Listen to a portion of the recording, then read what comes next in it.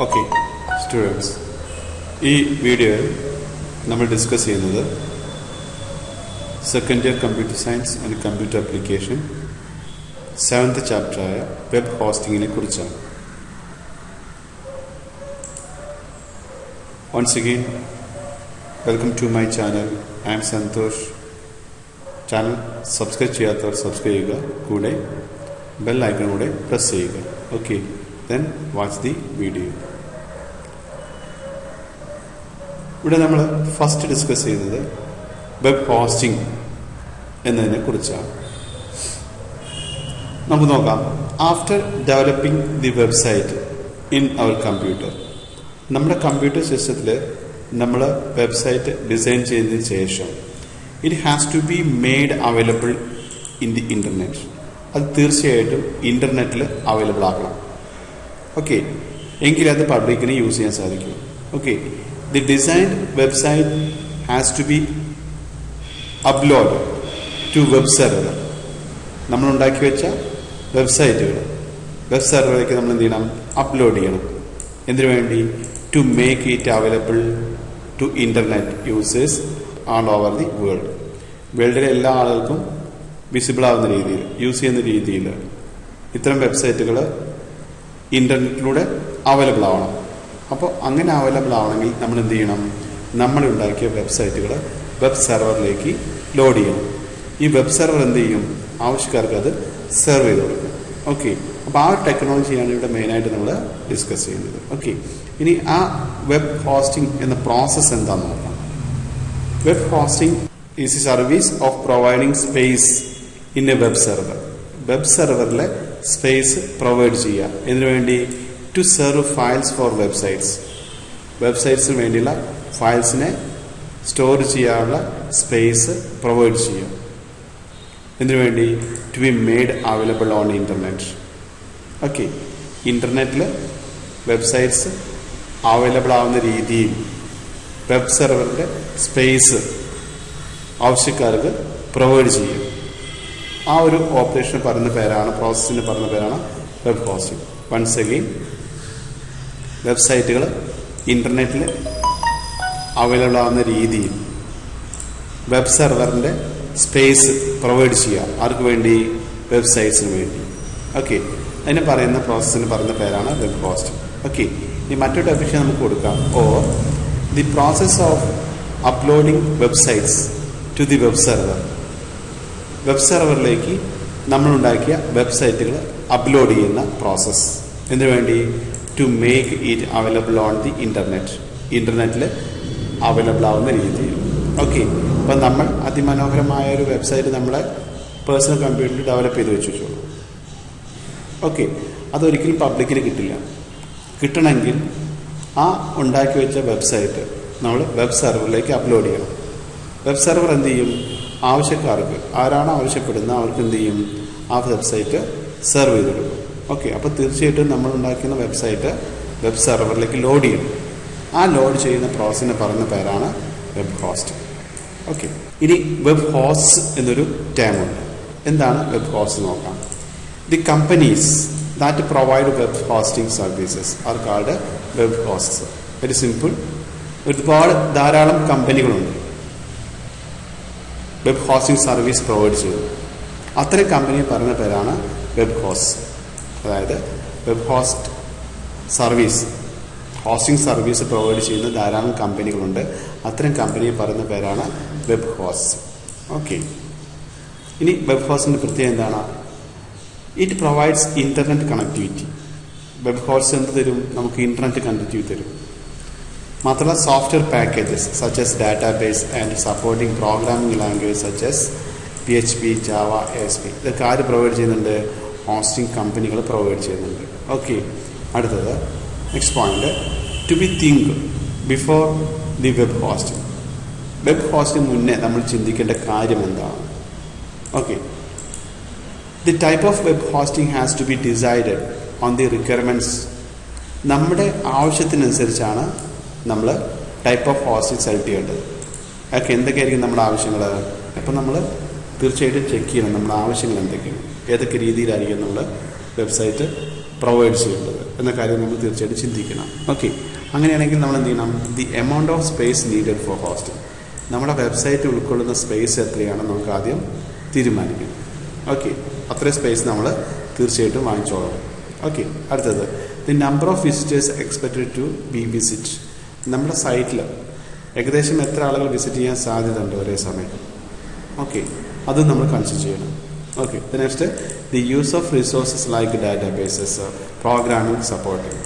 Okay, അതായത് എല്ലാ സിമ്പിളായിട്ട് നമുക്ക് വെബ്സൈറ്റ് ഹോസ്റ്റ് ചെയ്യുകയാണെങ്കിൽ നമുക്ക് പ്രത്യേകിച്ച് ഡാറ്റാബേസിൻ്റെ ഒന്നും ആവശ്യമില്ല, ജസ്റ്റ് ഒരു സ്പേസ് മാത്രമാണ്. അതേസമയം ചില കേസുകൾ ചില വെബ്സൈറ്റുകൾ ഡാറ്റാബേസ് മെയിൻറ്റെയിൻ ചെയ്യുന്നതായിരിക്കും. അപ്പോൾ തീർച്ചയായിട്ടും നമ്മൾ എന്ത് ചെയ്യണം? അത്തരം ഹോസ്റ്റിംഗ് കമ്പനികൾ നമുക്ക് ഡാറ്റാബേസ് അതുപോലെ പ്രോഗ്രാമിംഗ് സപ്പോർട്ടിങ് എല്ലാം തരുന്നുണ്ടോ എന്ന് ഉറപ്പുവരുത്തണം. ഓക്കെ, പിന്നെന്താണ്? Technology we needs. ഏതൊക്കെ ടെക്നോളജിയാണ് നമുക്ക് ആവശ്യമുള്ളത്? ചിലപ്പോൾ നമ്മൾ വിൻഡോസ് പ്ലാറ്റ്ഫോമിലായിരിക്കും ഡെവലപ്പ് ചെയ്തിട്ടുണ്ടായിരിക്കുക, ചിലപ്പോൾ നമ്മൾ ലിനക്സ് പ്ലാറ്റ്ഫോമിലായിരിക്കും ഡെവലപ്പ് ചെയ്തിട്ടുണ്ടായിരിക്കുക. ഓക്കെ, അപ്പോൾ ഏതിലാണോ ഡെവലപ്പ് ചെയ്ത് അതിന് ബേസ് ചെയ്ത ടെക്നോളജീസ് ഹോസ്റ്റിംഗ് കമ്പനി നമുക്ക് തരുന്നുണ്ടോ ഇല്ലയോ നമുക്ക് ഉറപ്പ് വരുത്തണം. ഓക്കെ, ഇത്രയും കാര്യങ്ങളാണ് നമ്മൾ വെബ് ഹോസ്റ്റ് ചെയ്യുന്നതിന് മുന്നേ നമ്മൾ ചിന്തിക്കേണ്ട കാര്യങ്ങൾ. ഓക്കെ, ഇനി ഇമ്പോർട്ടൻ്റ് വരുന്നത് ടൈപ്സ് ഓഫ് ഹോസ്റ്റിംഗ് ആണ്. നമ്മൾ പറഞ്ഞു നമ്മളെ റിക്വയർമെൻറ്റ്സിനനുസരിച്ചാണ് നമ്മൾ ഹോസ്റ്റിംഗ് തിരഞ്ഞെടുക്കേണ്ടത്. ഓക്കെ, അങ്ങനെ ഹോസ്റ്റിംഗ് തിരഞ്ഞെടുക്കാൻ 3 ടൈപ്പ് ഹോസ്റ്റിംഗ് നമുക്കുണ്ട്. First one shared hosting, second one dedicated hosting, third one virtual private server hosting. Okay, first one shared hosting ആണ്. എന്താണ് ഷെയർഡ് ഹോസ്റ്റിംഗ് നോക്കാം. Shared hosting first point, it is most common type hosting. Common ആയിട്ട് use ചെയ്യുന്ന hosting ടൈപ്പാണിത് shared hosting. Okay, it will share the resources like RAM and CPU in one single web server for many different websites. Very simple. ഒരു single server ഉണ്ടായിരിക്കുള്ളൂ, അതിന് റിസോഴ്സായ Ram, CPU ഇതൊക്കെ എന്ത് ചെയ്യും? Share ചെയ്ത് ഉപയോഗിക്കും. ആർക്ക് വേണ്ടി? Many different websites. Okay, single web സെർവറേ ഉണ്ടായിരിക്കുള്ളൂ. ഈ വെബ് സെർവറിൻ്റെ റിസോഴ്സുകൾ ധാരാളം വെബ്സൈറ്റുകൾക്ക് ഷെയർ ചെയ്തിട്ട് യൂസ് ചെയ്യും. അതാണ് എന്ത് പറഞ്ഞത്? ഷെയർഡ് ഹോസ്റ്റിംഗ് പറഞ്ഞത്. ഓക്കെ, അതായത് വെബ് സെർവറിൻ്റെ റിസോഴ്സുകൾ ഒരേ സമയം കുറേ വെബ്സൈറ്റുകൾ ഷെയർ ചെയ്തിട്ട് യൂസ് ചെയ്യും. ഓക്കെ, അതാണ് ഇതിൻ്റെ പ്രത്യേകത, ഷെയർഡ് ഹോസ്റ്റിങ്ങിൻ്റെ പ്രത്യേകത. Okay, next point, the service are generally basic not flexible. അതിൻ്റെ സർവീസുകൾ ജനറലി ബേസിക്സ് സർവീസുകളായിരിക്കും. നമ്മുടെ ഇഷ്ടത്തിനനുസരിച്ച് മാറ്റാനോ ഒന്നും സാധിക്കില്ല. നോട്ട് ഫ്ലെക്സിബിൾ ആയിരിക്കും. കമ്പനി ഏതൊക്കെ സർവീസാണോ തരുന്നത് മാത്രമേ നമുക്ക് യൂസ് ചെയ്യാൻ സാധിക്കൂ. ഓക്കെ, അതാണ് അതിൻ്റെ പ്രത്യേകത. ഓക്കെ, അടുത്ത് most suitable for small websites that has less traffic. കുറഞ്ഞ ട്രാഫിക്കിൽ വർക്ക് ചെയ്യുന്ന ചെറിയ വെബ്സൈറ്റ് ഹോസ്റ്റ് ചെയ്യാൻ നമുക്ക് എന്ത് യൂസ് ചെയ്യാം? ഷെയർഡ് ഹോസ്റ്റിംഗ് യൂസ് ചെയ്യാം. ഓക്കെ, അടുത്ത point, this are cheaper and easy to use. ചിലവ് കുറഞ്ഞ പരിപാടിയാണ്, അതല്ല ഈസിയാണ്, യൂസ് ചെയ്യാൻ ഈസിയാണെന്ന് പറഞ്ഞു. ഓക്കെ, അടുത്ത point, the updates and security issues completely under the hosting company. അതായത് വെബ് സെർവറിൻ്റെ updation and security issues complete ആരുടെ അണ്ടറിലായിരിക്കും? ഹോസ്റ്റിംഗ് കമ്പനിയുടെ അണ്ടറിലായിരിക്കും. Okay, last point, slow down due to high volume of traffic. ഒരേ സമയം ഒരുപാട് സൈറ്റുകൾ റിസോഴ്സുകൾ ഷെയർ ചെയ്ത് യൂസ് ചെയ്യുക. അപ്പോൾ തീർച്ചയായിട്ടും ട്രാഫിക്സ് വരാം, ഹൈ വോള്യൂം ഓഫ് ട്രാഫിക്സ് വരാൻ സാധ്യതയുണ്ട്. അതുകൊണ്ട് വെബ് സെർവർ വളരെ സ്ലോ ആയിട്ട് വർക്ക് ചെയ്യുള്ളൂ. ഓക്കെ, അതാണ് അതിൻ്റെ പ്രത്യേകതകൾ പറയുന്നത്. ഓക്കെ, ഇതാണ് ഷെയർഡ് ഹോസ്റ്റിംഗ് എന്ന ഹോസ്റ്റിംഗ് ടൈപ്പിൻ്റെ പ്രത്യേകതകൾ. Okay, next one dedicated hosting ആണ്. എന്താണ് ഡെഡിക്കേറ്റഡ് ഹോസ്റ്റിംഗിൻ്റെ പ്രത്യേകത നോക്കാം. Okay, the web server is not shared with any other websites. Dedicated ഹോസ്റ്റിംഗിൽ വെബ് സെർവർ മറ്റുള്ള വെബ്സൈറ്റിന് വേണ്ടി ഒന്നും ഷെയർ ചെയ്ത് ഉപയോഗിക്കില്ല. ഓക്കെ, അവിടെ എന്ത് നടക്കുന്നില്ല? ഷെയറിങ് നടക്കില്ല, ഒരു റിസോഴ്സുകളും ഷെയർ ചെയ്യില്ല. Okay, the client leases the complete web server and all resources. Client എന്ത് ചെയ്യും? Lease the complete web server, അതിൻ്റെ റിസോഴ്സസ്. വെബ് സെർവറും അതിൻ്റെ റിസോഴ്സും കംപ്ലീറ്റ് ലീസിനെടുക്കും. 1 ഇയറിനോ 2 ഇയറിനോ 10 ഇയറിനോ നമുക്ക് ഒന്നിച്ച് ലീസിനെടുക്കും. ഓക്കെ, അതുകൊണ്ട് ആ റിസോഴ്സുകൾ മറ്റുള്ള ആർക്കും ഷെയർ ചെയ്യേണ്ട ആവശ്യം വരില്ല. ആ ക്ലയൻറ്റ് ഏത് ക്ലയൻറ്റാണോ ലീസിന് എടുത്തിരിക്കുന്നത് ആ ക്ലയൻറ്റിന് മാത്രമേ ആ സെർവർ യൂസ് ചെയ്യാനുള്ള റൈറ്റ് ഉള്ളൂ. ഓക്കെ, അതാണ് ഡെഡിക്കേറ്റഡ് ഹോസ്റ്റിങ്ങിൻ്റെ പ്രത്യേകത. അടുത്ത പോയിന്റ് പറയുന്നത് use for large organisation, government department etcetera. വലിയ ഓർഗനൈസേഷനും അതുപോലെ ഗവൺമെൻറ് ഡിപ്പാർട്ട്മെൻറ്റൊക്കെയാണ് നമ്മൾ എന്ത് യൂസ് ചെയ്യുന്നത്, ഡെഡിക്കേറ്റഡ് ഹോസ്റ്റിംഗ് ടൈപ്പ് യൂസ് ചെയ്യും. ഓക്കെ, അടുത്തത് freedom to change the hardware and software and full control will be under the client.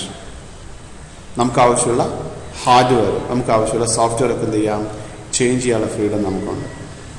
Okay, അതുപോലെ എല്ലാ കൺട്രോളും നേരത്തെ പറഞ്ഞ പോലെ സെക്യൂരിറ്റി ഇഷ്യൂസ്, അപ്ഡേഷൻ എല്ലാം ആരുടെ അണ്ടറിൽ വരും, ആ ക്ലയൻറ്റിൻ്റെ അണ്ടറിൽ വരും. ഓക്കെ, നെക്സ്റ്റ് ഗ്യാരണ്ടീഡ് പെർഫോമൻസ് ആണ്, ബട്ട് ഹൈ എക്സ്പെൻസീവ് ആണ്. വളരെ സ്പീഡായിരിക്കും, വളരെ പെർഫോമൻസ് കൂടുതലായിരിക്കും, പക്ഷെ എന്തായിരിക്കും, ഹൈ എക്സ്പെൻസീവ് ആയിരിക്കും. അതാണ് ഡെഡിക്കേറ്റഡ് ഹോസ്റ്റിങ്ങിൻ്റെ പ്രത്യേകത.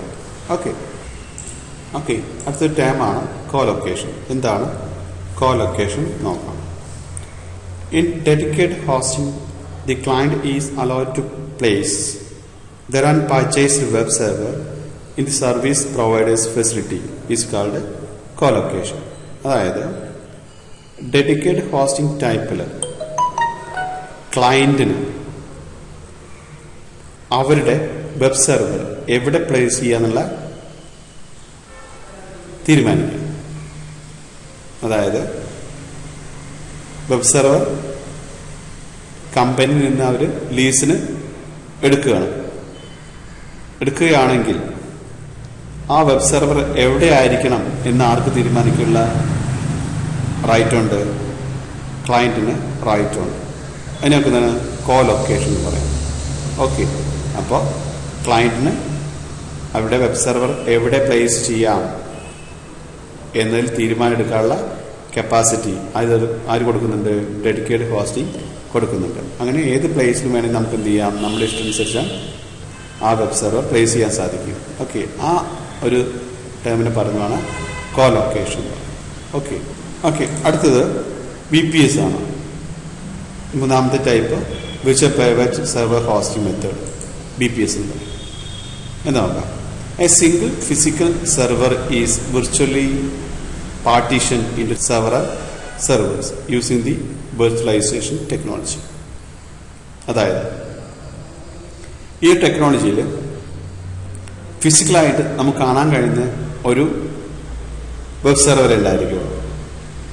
പക്ഷേ ഈ ഒരു സിംഗിൾ വെബ് സെർവർ വിർച്വലായിട്ട് കുറേ സെർവർ പോലെ വർക്ക് ചെയ്യും. ഈ ടെക്നോളജി യൂസ് ചെയ്ത് വിർച്വലൈസേഷൻ ടെക്നോളജി യൂസ് ചെയ്ത്, അതായത് നമ്മുടെ കയ്യിൽ ഫിസിക്കലായിട്ട് ഒരു വെബ് സെർവർ ഉണ്ടായിരിക്കും. ഓക്കെ, ഈ വെബ് സെർവർ വിർച്വലായിട്ട് ധാരാളം സെർവർ പോലെ വർക്ക് ചെയ്യും. ഓക്കെ, ഓരോ സെർവറിനും ഓരോ വെബ്സൈറ്റ് യൂസ് ചെയ്യാൻ സാധിക്കും. ഓക്കെ, ബട്ട് ഫിസിക്കലായിട്ട് ഒരു വെബ് സെർവർ ഉണ്ടായിരിക്കും. ഓക്കെ, അതാണ് അവിടെ പറഞ്ഞിരിക്കുന്നത്. Okay, next each VPS works similar to dedicated server. ഓരോ വിർച്വൽ പ്രൈവറ്റ് സെർവറും ഡെഡിക്കേറ്റഡ് സെർവർ പോലെ വർക്ക് ചെയ്യും. Okay, then it provides the service between shared and dedicated types. VPS തരുന്ന സർവീസുകൾ ഇതിനിടയിലായിരിക്കും ഷെയർഡ് ഹോസ്റ്റിങ്ങിൻ്റെയും ഡെഡിക്കേറ്റഡ് ഹോസ്റ്റിങ്ങിൻ്റെയും ഇടയിലുള്ള സർവീസുകളാണ് ആര് തരുന്നത്, VPS ടെക്നോളജി തരുന്നത്. Okay, then less cost than dedicated hosting. Dedicated ഹോസ്റ്റിങ്ങിനേക്കാളും കോസ്റ്റ് കുറവാണ്, എങ്കിൽ ഷെയർഡ് ഹോസ്റ്റിനേക്കാളും എക്സ്പെൻസ് കൂടുതലാണ്. ഓക്കെ, അപ്പോൾ ഇതിനിടയിലുള്ള സർവീസ് എത്തുകൊണ്ട് ഇടയിലുള്ള കോസ്റ്റ് ആയിരിക്കും ആർക്ക് വരുന്നത്, വിർച്വൽ പ്രൈവറ്റ് സെർവർ ഹോസ്റ്റിങ്ങിന് വരുന്നത്. ഓക്കെ, ഇനി സെർവർ വിർച്വലൈസേഷൻ സോഫ്റ്റ്വെയർ ഉപയോഗിക്കുന്നത്, വിർച്വലൈസ് ചെയ്യാൻ വേണ്ടി കുറച്ച് സോഫ്റ്റ്വെയർസ് യൂസ് ചെയ്യുന്നുണ്ട്. ഓക്കെ, ഏതൊക്കെ നോക്കാം.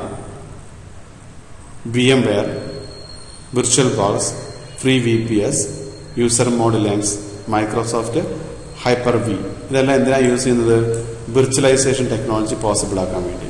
ഓക്കെ, താഴെ അതിൻ്റെ ഗ്രാഫിക് കൊടുത്തിട്ടുണ്ട്. എങ്ങനെ ഗ്രാഫിക്സ് പറഞ്ഞിരിക്കുന്നു നോക്കും. Physical web server, resource and server websites. Shared hosting. അതായത് ഫിസിക്കൽ വെബ് സെർവർ ഒരെണ്ണം ഉണ്ടായിരിക്കും, റിസോഴ്സുകൾ ഉണ്ടായിരിക്കും. ഈ റിസോഴ്സുകൾ കുറേ സൈറ്റുകൾ, വെബ്സൈറ്റുകൾ ഒന്നിച്ച് യൂസ് ചെയ്യും. ഓക്കെ, ഷെയർ ചെയ്തിട്ട് യൂസ് ചെയ്യും. ഓക്കെ, ഇനി dedicated hosting. Physical web server ഒരെണ്ണം ഉണ്ടായിരിക്കും. ഓക്കെ, ആ റിസോഴ്സ് കുറേ ആളുകൾ ഉപയോഗിക്കില്ല, ഒറ്റ സിംഗിൾ സൈറ്റ് മാത്രമേ യൂസ് ചെയ്യുള്ളൂ. Okay, next VPS hosting. Physical web server ഒരെണ്ണം ഉണ്ടായിരിക്കും, റിസോഴ്സ് ഉണ്ടായിരിക്കും. ഓക്കെ, അതിൽ നിന്ന് കുറേ VPS 1, VPS 2, VPS 3 അങ്ങനെ 3 വിർച്വൽ പ്രൈവറ്റ് സെർവേഴ്സ് ക്രിയേറ്റ് ചെയ്യും. ഓക്കെ, ഈ ഓരോ VPSഉം ഓരോ വെബ്സൈറ്റ് യൂസ് ചെയ്യും. ഓക്കെ, ഇതാണ് 3 തമ്മിലുള്ള ഒരു comparison. Okay, next domain name രജിസ്ട്രേഷനാണ്. എങ്ങനെയാണ് നമ്മൾ ഡൊമൈൻ നെയിം രജിസ്റ്റർ ചെയ്യുക?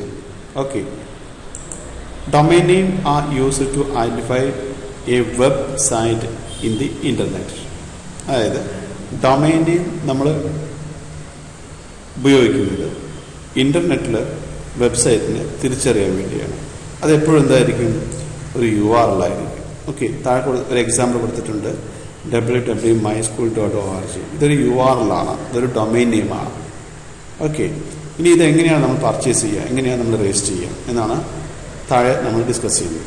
Okay, after finalising the suitable domain name we have to check whether the same domain name is available for registration or it is already in use by somebody else. അതായത് നമ്മൾ ഒരു site ഉണ്ടാക്കി, സൈറ്റിൽ നമ്മളൊരു നെയിമും നൽകി.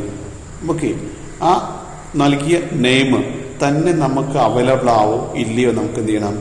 Check ചെയ്യണം. ഇപ്പോൾ ഫോർ എക്സാമ്പിൾ www.myschool.org എന്നൊരു നെയിം നമ്മൾ കണ്ടെത്തി, സ്യൂട്ടബിളായ നെയിം കണ്ടെത്തി. ഓക്കെ, പക്ഷേ ഇതേ നെയിമിൽ മറ്റൊരു ഡൊമൈൻ നെയിം ഉണ്ടെങ്കിൽ അതേ നെയിമിൽ നമുക്ക് തരില്ല. ഹോസ്റ്റിംഗ് കമ്പനി നമുക്ക് ഇതേ നെയിമിൽ മറ്റൊരാൾ ഉപയോഗിക്കുന്നുണ്ടെങ്കിൽ അതേ നെയിമിൽ നമുക്ക് പുതിയൊരു സൈറ്റ് ക്രിയേറ്റ് ചെയ്യാൻ സാധിക്കില്ല, ഡൊമൈൻ നെയിം പർച്ചേസ് ചെയ്യാൻ സാധിക്കില്ല.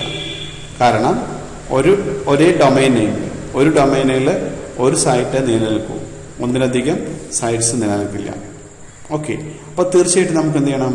നമ്മൾ ഉണ്ടാക്കി വെച്ച സൈറ്റിന് നമ്മൾ ഉദ്ദേശിച്ച നെയിം തന്നെ കിട്ടുമോ ഇല്ല എന്ന് ഉറപ്പ് വരുത്തണം.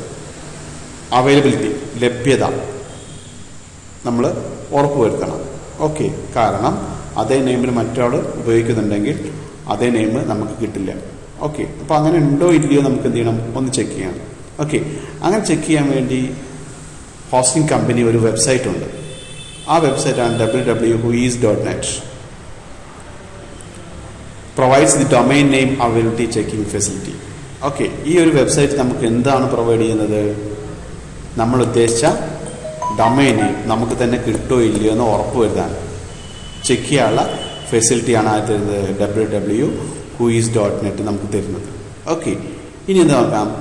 These website checks the database of ICANN എന്ന ഡാറ്റാബേസിൽ എന്ത് ചെയ്യും? നമ്മൾ ഉദ്ദേശിച്ച വെബ്സൈറ്റ് ചെക്ക് ചെയ്യും. ഓക്കെ, ഇനി ICANN എന്താ അറിയണം?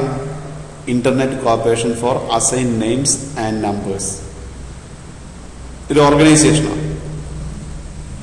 It is an internationally non profit corporation that has responsibility for internet protocol address space allocation protocol identifier. Okay, ഇതൊക്കെ ആരുടെ റെസ്പോൺസിബിലിറ്റി ആണ്?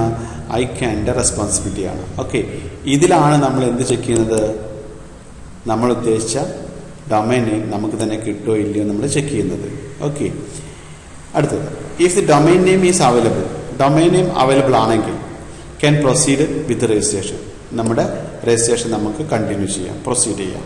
Okay, then registration is made in Whois database. പിന്നെ നമ്മൾ എന്ത് ചെയ്യും? Whois ഡാറ്റാബേസിലേക്ക് നമ്മളെ രജിസ്ട്രേഷൻ നടത്തും. Okay, the Whois information requires the name, address, telephone number and email address. ആരാണോ പോസ്റ്റ് ചെയ്യാൻ ശ്രമിക്കുന്നത് അയാളുടെ name, address, telephone number, email address ഒക്കെ എവിടെ രജിസ്റ്റർ ചെയ്യണം? Whois ഡാറ്റാബേസിൽ രജിസ്റ്റർ ചെയ്യണം. Okay, after paying the annual registration fees നമ്മൾ ഓൺലൈനായി പേ ചെയ്ത് കഴിഞ്ഞാൽ the domain name is purchased. ആ ഡൊമൈനെ നമ്മൾ പർച്ചേസ് കഴിഞ്ഞു. ഓക്കെ, വിത്ത് അവർ നെയിം, നമ്മുടെ പേര്. താഴെ പറഞ്ഞ എ റെക്കോർഡ് എന്നൊരു പോയിന്റ് ഉണ്ട്, ടോപ്പിക് ഒരു ടൈം ഉണ്ട്. എന്താണ് എ റെക്കോർഡ് നോക്കാം. It is used to store IP address of web server connected to domain name. വെബ് സെർവറിന്റെ IP അഡ്രസ്സും ഡൊമൈൻ നെയിമും പരസ്പരം കണക്ട് ചെയ്യാൻ വേണ്ടി യൂസ് ചെയ്യുന്നതാണ് A record. Is use to store IP address. IP address store ചെയ്യും ആരുടെ വെബ് സെർവറിൽ connect to domain name. Domain നെയിമായി കണക്ട് ചെയ്യപ്പെട്ട വെബ് സെർവറിന്റെ IP അഡ്രസ് സ്റ്റോർ ചെയ്യാൻ എന്ത് യൂസ് ചെയ്യുന്നത്? എ റെക്കോർഡ് നമ്മൾ യൂസ് ചെയ്യുന്നു. ഓക്കെ, ഇത്രയും കഴിഞ്ഞ് കഴിഞ്ഞാൽ നമുക്ക് രജിസ്ട്രേഷൻ കംപ്ലീറ്റ് ആയി കഴിഞ്ഞു. Okay okay okay next topic FTP client software. എന്താണ് FTP ക്ലയന്റ് സോഫ്റ്റ്വെയർ? നോക്കാം. After buying A space and domain name we need to transfer the file of website from our computer to web server. It requires FTP software. അതായത് നമ്മൾ ഉദ്ദേശിച്ച website ഉണ്ടാക്കിയതിന് ശേഷം നമുക്ക് space വാങ്ങിക്കും, then domain name നമ്മൾ purchase ചെയ്യും. അതിനുശേഷം നമ്മുടെ പേഴ്സണൽ കമ്പ്യൂട്ടറിലുള്ള നമ്മളുണ്ടാക്കിയ വെബ്സൈറ്റിൻ്റെ പേജസ് അല്ലെങ്കിൽ ഫയലുകൾ നമുക്ക് വെബ് സെർവറിലേക്ക് ട്രാൻസ്ഫർ ചെയ്യണം. ഓക്കെ, അങ്ങനെ ട്രാൻസ്ഫർ ചെയ്യണമെങ്കിൽ നമുക്ക് സ്പെഷ്യൽ സോഫ്റ്റ്വെയർ യൂസ് ചെയ്യണം. ആ ഒരു സ്പെഷ്യൽ സോഫ്റ്റ്വെയർ ആണ് FTP software. Okay, once again നമ്മളുണ്ടാക്കിയ വെബ്സൈറ്റിന്റെ ഫയലുകൾ വെബ് സെർവറിലേക്ക് നമുക്ക് എന്ത് ചെയ്യണം? ട്രാൻസ്ഫർ ചെയ്യണം. ആൻഡ് ട്രാൻസ്ഫർ ചെയ്യാൻ വേണ്ടി യൂസ് ചെയ്യുന്ന സോഫ്റ്റ്വെയർ ആണ് FTP സോഫ്റ്റ്വെയർ. FTP എന്ന് പറയുന്നത് നമുക്കറിയാം ഫയൽ ട്രാൻസ്ഫർ പ്രോട്ടോകോൾ ആണ്.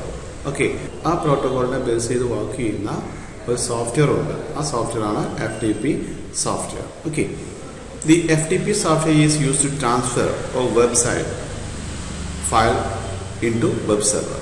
ഓക്കെ, നേരത്തെ പറഞ്ഞ പോലെ തന്നെ FTP സോഫ്റ്റ്വെയർ യൂസ് ചെയ്തിട്ടാണ് നമ്മുടെ സിസ്റ്റത്തിനകത്ത് കിടക്കുന്ന വെബ്സൈറ്റ് ഫയലുകൾ വെബ് സെർവറിലേക്ക് നമ്മൾ ട്രാൻസ്ഫർ ചെയ്യുന്നത് എന്നാണ് അവിടെ പറഞ്ഞിരിക്കുന്നത്. ഓക്കെ, ഇനി to connect to an FTP server the FTP client software requires a user name and password. Okay, FTP software FTP സെർവറായിട്ട് കണക്ട് ചെയ്യാൻ ചെയ്യും. നമുക്ക് എന്ത് വേണം? യൂസർ നെയിമും പാസ്വേഡും ഉണ്ടായിരിക്കണം. ഓക്കെ, അത് നമുക്ക് സർവീസ് പ്രൊവൈഡർ നമുക്ക് യൂസർ നെയിം പാസ്വേഡും നമുക്ക് തരും. ഓക്കെ, ഈ യൂസർ നെയിം പാസ്വേഡും വെച്ച് നമ്മൾ എന്ത് ചെയ്യുന്നത്? ആ ഒരു ക്ലയന്റിലേക്ക്, ആ ഒരു ഇതിലെ സെർവറിലേക്ക്, ആ ഒരു FTP സെർവറിലേക്ക് നമ്മൾ ജോയിൻ ചെയ്യുന്നത്. ഓക്കെ, ജോയിൻ ചെയ്തതിന് ശേഷം ഓപ്പൺ ചെയ്തതിന് ശേഷം നമ്മുടെ വെബ്സൈറ്റ്സിന്റെ ഫയലുകൾ 1 by 1 ആയിട്ട് വെബ് സെർവറിലേക്ക് ലോഡ് ചെയ്യാം. ഓക്കെ, നമ്മുടെ ഫയലിൽ എന്തുണ്ടായിരിക്കാം? ഇമേജസ് ഉണ്ടായിരിക്കാം, വീഡിയോസ് ഉണ്ടായിരിക്കാം, ഓഡിയോസ് ഉണ്ടായിരിക്കും, സെപ്പറേറ്റ് ഫോൾഡറുകളായിരിക്കും ഇത്തരം ഫയൽ കിടപ്പുള്ളത്. ഓക്കെ, ഈ ഫോൾഡറൊക്കെ നമ്മൾ എങ്ങോട്ട് ട്രാൻസ്ഫർ ചെയ്യും? സെർവറിലേക്ക് നമ്മൾ ലോഡ് ചെയ്യും. ഓക്കെ, അങ്ങനെ ലോഡ് ചെയ്യണമെങ്കിൽ നമുക്ക് തീർച്ചയായിട്ടും എന്ത് വേണം? FTP ക്ലയന്റ് സോഫ്റ്റ്വെയർ വേണം. ഓക്കെ, ഇങ്ങനെ ലോഡ് ചെയ്യുന്ന ടൈമിൽ ഹൈ പ്രൊട്ടക്ഷൻ ആയിരിക്കണം. ഓക്കെ, ആ പ്രൊട്ടക്ഷന് വേണ്ടി നമ്മൾ സ്പെഷ്യൽ പ്രോട്ടോക്കോളായി യൂസ് ചെയ്യുന്നത് അതാണ് SSH FTP എന്ന് വെച്ച് കഴിഞ്ഞാൽ secure shell file transfer protocol. Okay, ഈ ഒരു സ്പെഷ്യൽ പ്രോട്ടോക്കോൾ യൂസ് ചെയ്താൽ നമ്മുടെ കയ്യിലുള്ള ഫയലുകൾ പ്രൊട്ടക്ഷനോടുകൂടി സെർവറിലേക്ക് ട്രാൻസ്ഫർ ചെയ്യുന്നത്. ഓക്കെ, ഇനി ഫേമസ് ആയി നമ്മൾ യൂസ് ചെയ്യുന്ന FTP ക്ലയന്റ് സോഫ്റ്റ്വെയർ എക്സാമ്പിൾസ്, സാധാരണ എക്സാമ്പിൾ ചോദിക്കാറുണ്ട്, ഓർത്തിരിക്കുക. ഫയൽസ് ഇല്ല, ക്യൂട്ട് FTP, സ്മാർട്ട് FTP, ഇതൊക്കെയാണ് കോമൺ ആയിട്ട് നമ്മൾ പോപ്പുലറായി യൂസ് ചെയ്യുന്ന FTP software, FTP client software. Okay, ഓർത്തിരിക്കുക. ഓക്കെ, അടുത്തത് ഫ്രീ ഹോസ്റ്റിംഗ് ആണ്. ഓക്കെ, നമ്മൾ ഹോസ്റ്റിംഗ് 3 ടൈപ്പിലുണ്ടെന്ന് പഠിച്ചു. ഒന്ന് shared hosting, second one dedicated hosting, third one virtual private server hosting. Okay, ഇത് 3 ടെക്നോളജീസ് ആണ്. ഓക്കെ, ഇതിന് അഡീഷണൽ ആയിട്ട് നമുക്ക് മറ്റൊരു ഹോസ്റ്റിംഗ് മെത്തേഡ് ഉണ്ട്. ആ മെത്തേഡാണ് free hosting. Okay, free hosting provides web host service free of cost of charge. അത് ഈ രീതിയിൽ നമ്മൾ ഹോസ്റ്റ് ചെയ്യുകയാണെങ്കിൽ നമുക്ക് സ്പെഷ്യൽ ഫീ കൊടുക്കേണ്ടി വരില്ല. ഓക്കെ, ഫ്രീ ആണ്.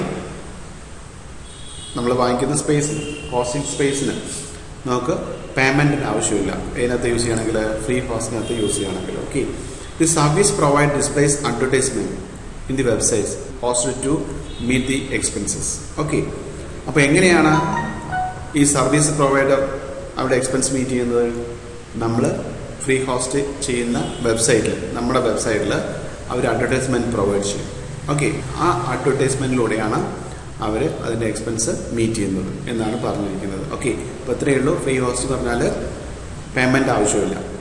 ബട്ട് നമ്മുടെ സൈറ്റുകളിൽ മറ്റുള്ള കമ്പനികളുടെ അഡ്വർടൈസ്മെന്റ്സ് ഉണ്ടായിരിക്കും. ഓക്കെ, ഈ അഡ്വർടൈസ്മെന്റിലൂടെയാണ് പ്രൊവൈഡേഴ്സ്, സർവീസ് പ്രൊവൈഡേഴ്സ് അവരുടെ എക്സ്പെൻസ് മീറ്റ് ചെയ്യുന്നത്. ഓക്കെ, ഇനി പ്രത്യേകം എന്താണ്?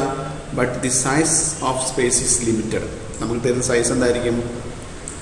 ലിമിറ്റഡ് ആയിരിക്കും. Okay, it is suitable for non profitable organisation. അത്തരം ഓർഗനൈസേഷൻ നമുക്ക് എന്ത് യൂസ് ചെയ്യുന്ന ഫ്രീ ഹോസ്റ്റിംഗ് നമ്മൾ യൂസ് ചെയ്യാറ്. ഓക്കെ, ഇനി ആ ഫ്രീ ഹോസ്റ്റിംഗ് വേണ്ടി യൂസ് ചെയ്യുന്ന കുറച്ച് വെബ്സൈറ്റുകളുണ്ട് സർവീസ് തരുന്നത്.